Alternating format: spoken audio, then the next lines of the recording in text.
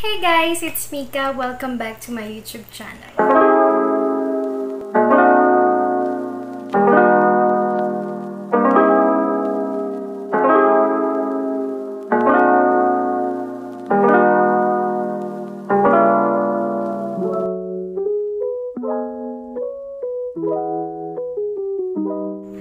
So, for today's video, gagawa tayo ng makeup na pulbo at lip tint lang.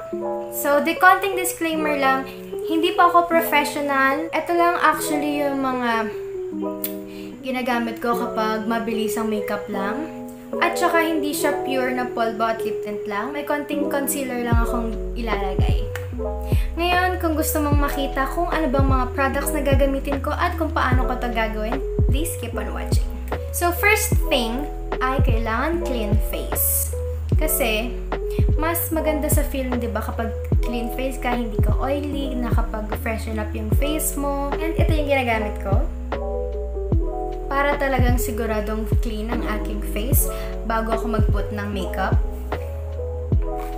So, now, ang next naman natin gagawin ay maglagay ng Pore Eraser from Maybelline, yung baby skin.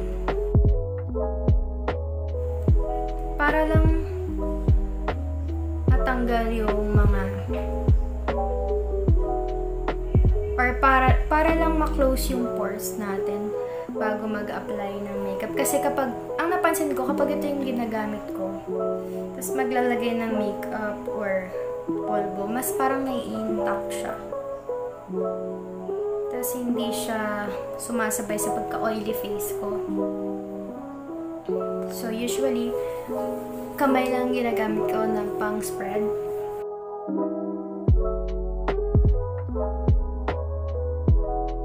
At nakikita nyo naman, may mga pimple marks ako dyan. Kasi, I'm not perfect. And, di pa ako nagkakaroon ng bisita, which is, welcome naman siya. And anytime. Kaya, nagkakaroon ako ng pimples, tapos pimple marks na ganyan. Tapos, kapag after ng the day na yon na meron na ako, and after, nawawala din siya kaagad. So, ganun lang. Routine, every month. Tapos pala, kapag nag-apply ako nitong baby skin pore eraser from Maybelline, super smooth ng feeling kapag naglagay ka na sa face mo, which is good. Dahil ayun nga, sabi ko kanina, mas madaling mag-apply ng mga makeup. Ang next natin gagawin ay mag-contour lang tayo saglit. So, ang gagamitin ko ay from Careline, the contour stick. Maglagay lang tayo from sa cheeks. Kailangan ganito ka. Hindi ko alam kung paano ang tawag doon. Para mas plakado yung kwan natin, face natin. Yung dito sa jawline. Dito sa cheekbones, tsaka jawline. And another disclaimer, hindi ako marunong mag-contour. Pinapanood ko lang kung paano nila gawin. And mas feel kong ganito na lang muna. And sa ilong.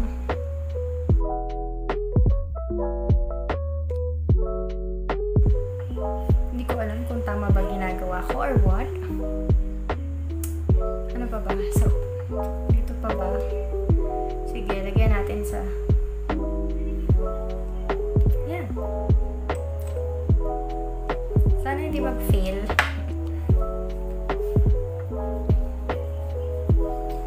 So, i-brush lang natin para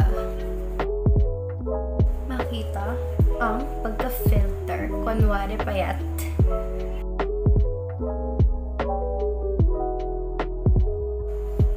Kunwari payat, pero naka-contour lang pala. Oh. Ah! Ay.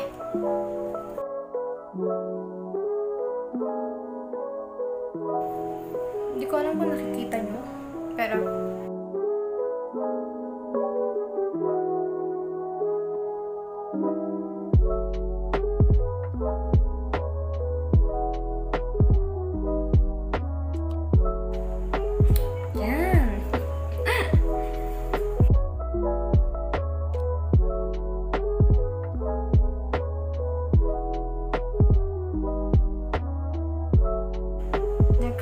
sa ilong.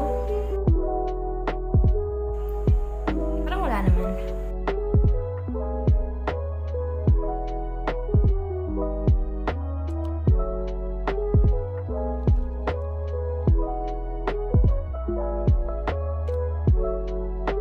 Yan, kunwaring papayat effect. So, next natin gagawin ay maglagay lang tayo ng concealer para i-conceal ang mga imperfections. Ito, nakikita niyo yan, pimple marks. May redness din ako dito around the nose.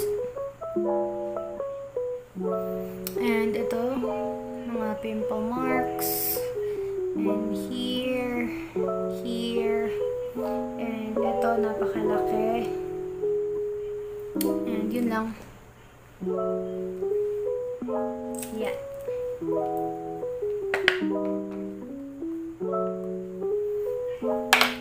And then gagamitin natin na pang blend ay itong beauty blender.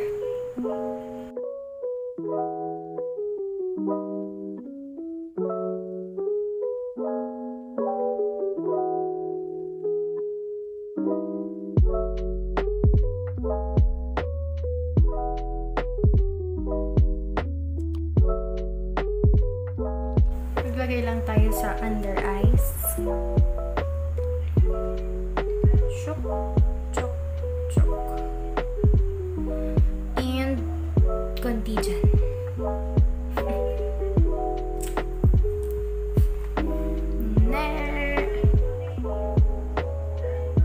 Blend, blend, blend.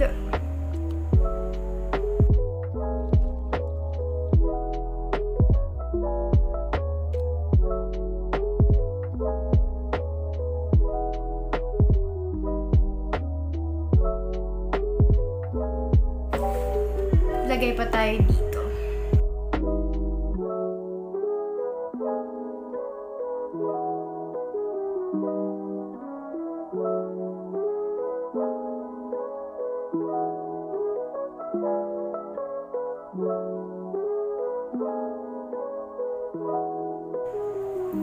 Hindi po ako professional ha, so kapag may mga mali akong ginagawang techniques, don't bash me. Dahil baguhan pa lang din ako sa pagme-makeup, and yung mga bagay na ginagawa ko tulad ng mga ganito ay tingin ko lang na maganda and mas convenient para sa akin na gawin, and feeling ko maganda ako sa mga pinagagawa ko, and walang masama doon as long as na-appreciate mo yung sarili mo at hindi ka na insecure, hindi ka na nanira ng tao, and whatsoever. With or without makeup, you are beautiful. Next ay itong polvo na. So, maglagay na lang tayo dito. Para kunwaring shiro-shiro. Tapos, itatap mo lang na ganon. And, tap mo lang na ganyan. Ganyan. And again, and again, and again. Again, and again, and again. Hanggang sa ma-feel ang face mo. Sa noo. Ayan. Pero kung feel mo namang kamayan na lang, go.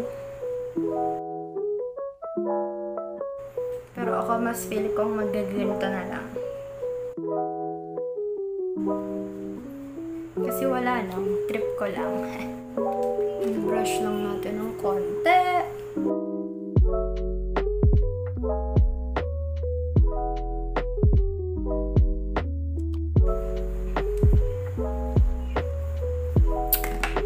Diba? So, next ay blush na. Ang blush na ginagamit ko ngayon, and super favorite ko ito, and ito na yung pinaka #1 talaga at nilook up ko as a standard sa mga cream blush, which is from DermBliss cream blush. Hindi ako nang okray ha, very good talaga ito. Super fun siya. Super blendable na gamitin. Tapos, kailangan ang paggamit mo ito yung konti lang dahil super pigmented nga talaga siya. Tapos, madali lang siyang i-blend. Hindi katulad ng ibang mga cream blush, mga lip tints na pumapakat silang ganun. Para kang sinapak na ewan. So, ganito siya. Ganito na lang ang ginagawa ko kasi kapag pinipress ko to, sobrang dami. So, ganito na lang ang ginagawa ko. Smile. Dab ng konti. Okay na yan. Actually, sobrang dami na to. Yung konting ganun, sakop na niya yung cheeks mo. So, dapat, ang i-achieve pa rin natin sa mga blush na ganito ay simple lang. Hindi yung para kang kamatis dyan, halatang halata. Dapat yung kilig face lang, ganun. Hindi masyadong halata na may blush ka, kunwari kinikilig, ganun.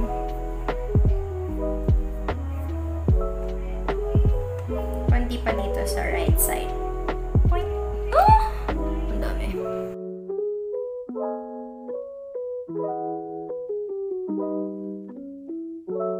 Tapos ginaganito ka lang. Sinaslide ko siya sa ilong.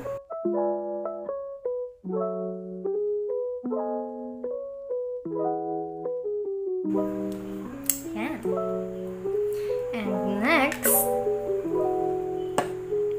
lagay lang tayo ng eyelash curler na tayo. So, make sure lagi niyong nililinis itong mga eyelash curler nyo para hindi nasasabunutan yung buhok niya dito sa mata. Yung mga pilik mata nyo, I should say.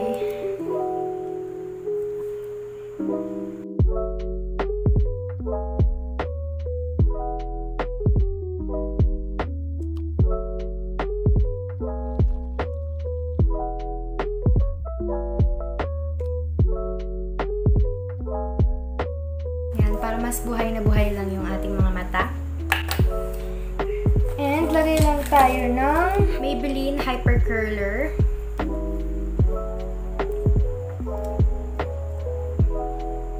Para mas lalong kita na gising ang mga mata.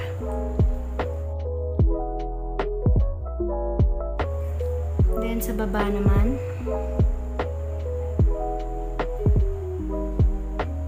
diba?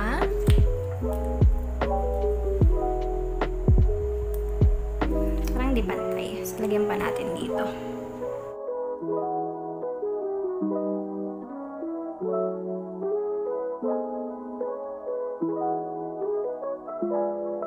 Yan. So, next naman natin gagawin ay next step ay ito. So, lagay lang tayo ng konti dito sa ating thumb.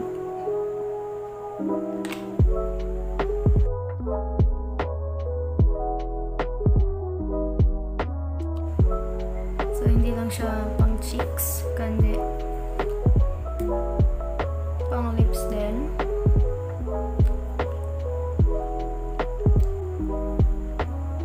Diba? Gandang kilig lang. Tapos parang natural lips lang na medyo pinkish.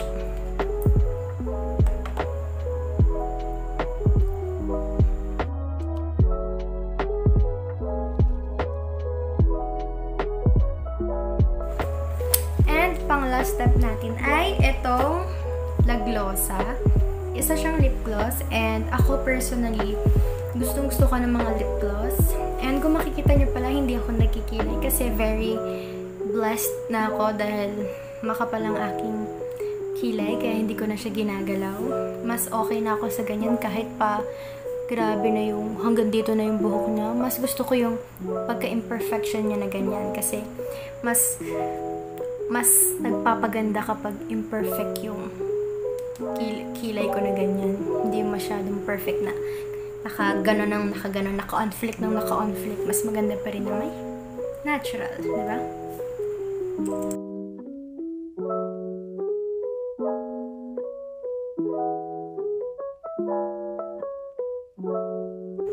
So, ito palang Glosa. Ang flavor nito ay chocolate. Super like ko tong Glosa. Lagi ko tong ginagamit.